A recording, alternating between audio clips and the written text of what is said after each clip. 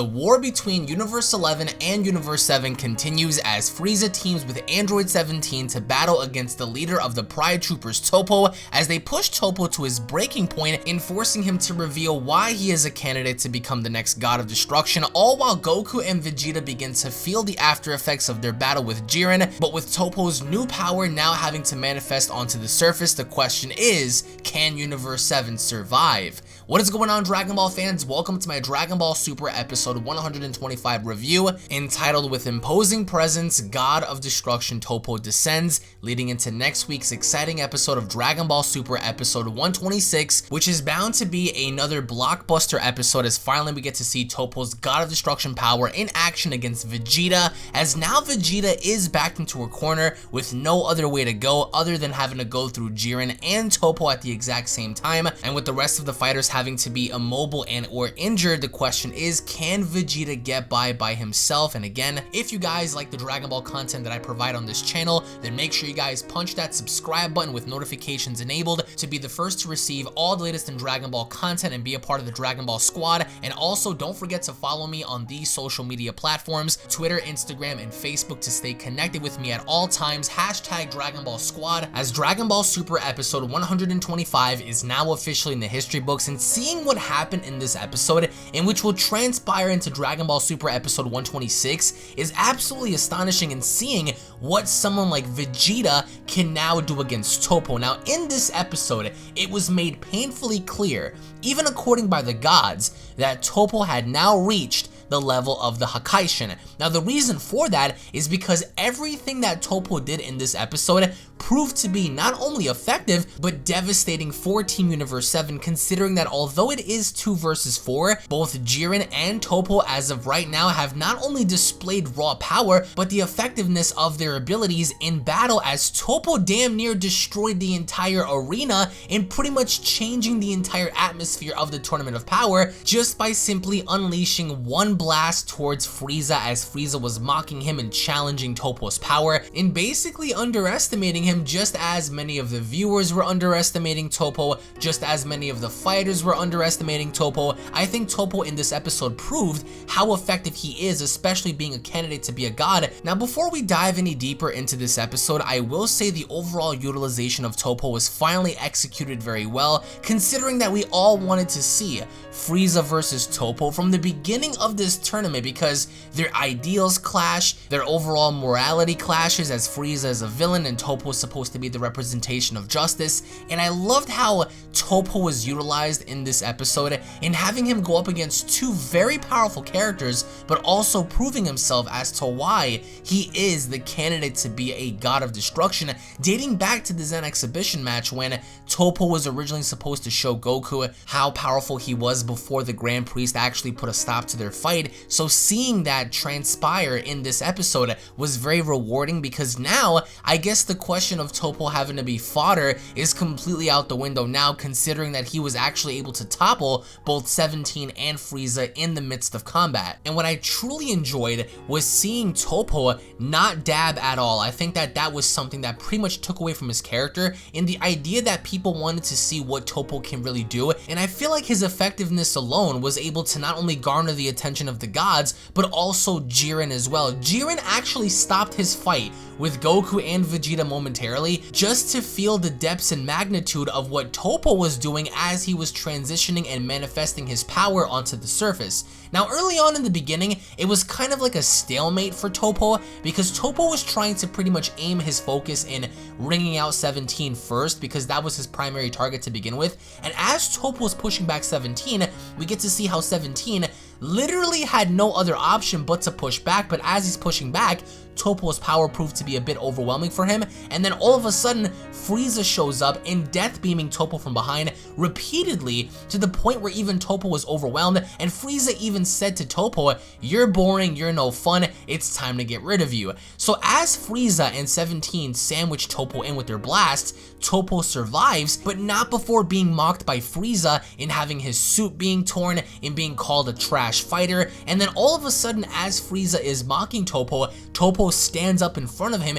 and he tells Frieza, "I will show you the power." And what I really enjoyed about this was Frieza never backed down. You have to give props to Frieza because this entire time, Frieza was either laughing at Toppo, Frieza was either making a mockery of Toppo. Frieza had no concern until he felt the power of Toppo. The minute Frieza felt the power of Toppo by challenging his Hakai Blast, all of a sudden we see how later on in the episode, Frieza completely changes his demeanor. Now, the reason why I'm referencing this as Hakai energy is because everything that Toppo did in this episode displayed not only raw power, but it got the attention of Beerus and it got the attention of Belmont. Literally everybody that's present in the tournament that wasn't a part of the fight, such as the gods, the angels, took notice as to what Toppo was doing, and they understood that the energy that he was emitting and using wasn't of just basic mortal energy. So that's what I really enjoyed, and I'll be the first one to say I take back so many things about what I said about Toppo, and I will say it's about time. It's about time that they finally execute and give us the Toppo that we wanted to see from day one. This is the Toppo that fans have wanted to see ever since his introduction. None of that Justice Flash, none of that dabbing nonsense. I really appreciated the idea that Toppo for once was actually serious in defending his universe, especially after being mocked and after being looked down upon by Frieza. 17 not so much, because 17 was only doing his part as a fighter, but if it were not for 17, then sadly enough Frieza would have been eliminated from the Tournament of Power. Now the one thing I will say that I found super interesting was when Frieza was downplaying Toppo and calling him out and underestimating his power. Once Toppo unleashed the God of Destruction energy that he had, following the events of Frieza having to be overwhelmed by the power, the energy itself was enough to warp the entire surrounding area of the Tournament of Power, which is very interesting because nobody else was able to do that, let alone even Anilaza, Kefla, Ultra Instinct Goku, all these characters that we saw in the tournament. Not a single person was even able to split the ring in two, and what Toppo did as an end result based on this one blast alone was not only able to split and destroy the entire arena, but was also able to change the entire atmosphere. In what resembles space itself, it looks like they're out there somewhere in the middle of the universe somewhere. It doesn't look all clouded and, you know, muggy as it did with the black clouds and with the green clouds. So with Toppo's energy having to warp everything, we get to see firsthand how even the gods, such as Beerus, were super surprised as to what Toppo was doing. But there was hypocrisy in this episode, and the hypocrisy is on the idea that why is Toppo allowed to display this Hakaishin energy when Zeno can clearly allow someone like Toppo to break the rules? I mean, rules are placed here from the beginning to be implemented by every single character, so I find it super hypocritical that after a while, so as long as Zeno's entertained,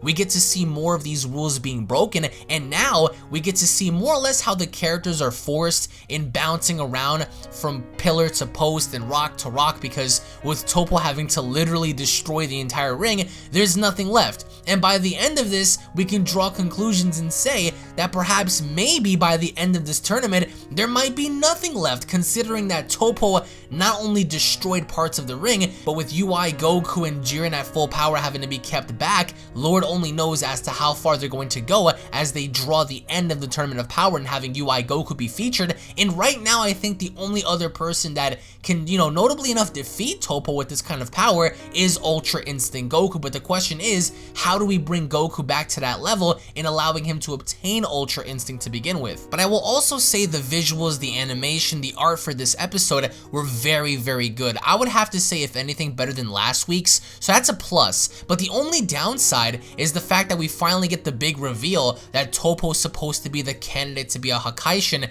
in Universe 11, which has already been established a long time ago, even though for most of the casual audience members, they don't know that Toppo is supposed to be a candidate to be a god. But either way, in this episode, what I really did enjoy was the overall execution of this destruction energy. Now, the destructive energy that we saw was vastly different in comparison to anything we've seen previously, because every single time someone fired something off at Toppo, it literally had zero effect. It just, the blast itself disintegrated. So the only other way I would have to see anybody else being relative in taking Toppo down would be Ultra Instinct Goku. Now, I'm prognosticating now that the person to put Goku, or at least allow Goku to tap back into UI, is going to be Toppo, because if Frieza was immobile and rendered incapacitated by the end of the match, and the only other person as of right now left fighting Toppo in this moment is 17, then I think with Vegeta having to fight Toppo next, one of two things are going to happen. Either A,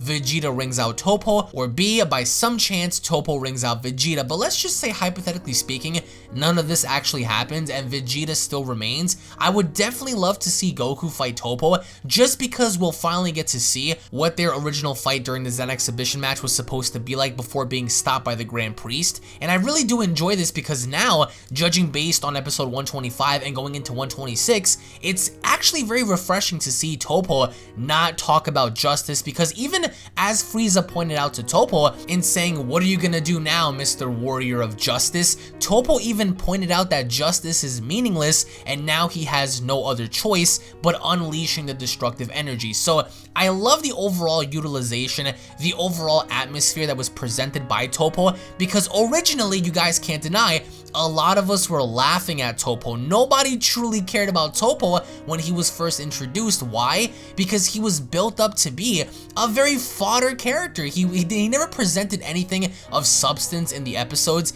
He was always looked at very differently, I would suppose, because of his body mass index and his legs being too small. But I loved how in this episode, Toppo made it very clear that it's not about justice, it's not about evil. He wanted to point out the idea that now it's all about survival, and it's kind of hypocritical to say because Toppo mentioned that a long time ago when he originally told Dispo and Jiren that now it's no longer about justice, it's all about survival, and yet he brings up the same line again. So even though I felt like during certain parts of this episode the writing was very lazy, because they could have introduced this element a tad bit differently, or at least in a better sense than how they did in this episode. But I'm really curious to see as to where Frieza is going to stand as we progress our way forward in this arc, because we understand that episode 131 is going to be the final episode for the Tournament of Power. And I will say this, I think the only logical way to defeat Toppo is using Ultra Instinct. It's been well established even during this episode that nobody else, including 17 and Frieza, can stand up to Toppo. Now the only other person left that I guess you could say could give Toppo that definitive fight would be Vegeta, but this is where you guys come in. Post your comments down below.